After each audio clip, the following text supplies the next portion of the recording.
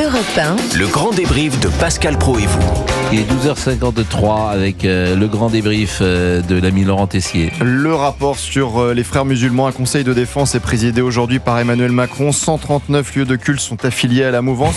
Et nous étions avec Didier Lemaire, qui a été professeur de philosophie à Trappes. Il a alerté sur la montée de l'islamisme. Il était notre invité sur Europe 1. La dernière année, j'avais dans ma classe 2 élèves salafistes qui faisaient régner la charia dans ma classe. C'est-à-dire qui séparaient les filles et les garçons. Didier Lemaire a interpellé aussi Prisca Thévenot, député macroniste des Hauts-de-Seine, lui qui ne s'est absolument pas senti soutenu. Les enfants de Trappes, mes élèves, ont été abandonnés par la République.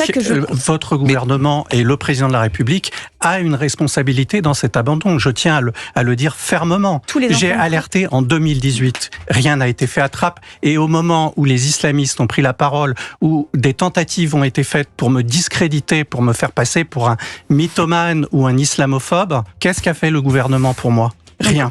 Et dans l'émission, nous avons quelques moments de légèreté. Et pour ça, vous réunissez Pascal Praud et Prisca Thévenot. Vous êtes sûr que le dîner sera animé? Les règles étaient très claires au départ. Alors, moi j'ai dit aujourd'hui, je dirais rien. Mais non. Si, parce que j'en ai marre. Vous m'avez invité pour qu'on échange. Non. Mais mesdames, messieurs, une grande histoire d'amitié est née à Europe 1.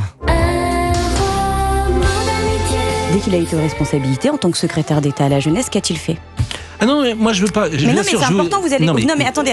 Je ne veux pas vous interrompre parce que ça ne sert à rien. Donc je vous donne la parole. On y va, un roman d'amitié qui existe bel et bien. Je n'ai pas l'ami comme toi.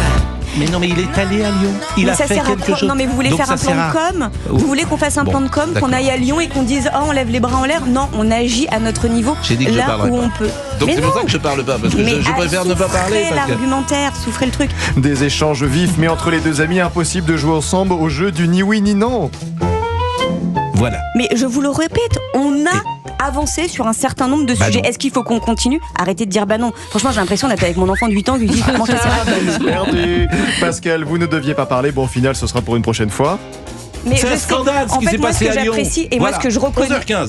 La pause et Prisca Thévenot. Mais j'avais dit que je parlerais pas, évidemment, je parle. J'ai tort. Un roman d'amitié entre Pascal Praud et Prisca Thévenot. Le grand débrief, c'est terminé. On se quitte avec la chanson de la semaine pour que tout le monde l'ait bien en tête une bonne fois pour toutes. Surtout vous, Boubouk. Les églises se souviennent des premiers jours des mariés de Vendée. Notre ami Didier Barbien, bien sûr. Alors, en référence à Bruno Retailleau, qui est vendéen et qui s'est marié d'une certaine manière avec les Républicains, mais surtout avec Laurent Wauquiez, comme vous le savez.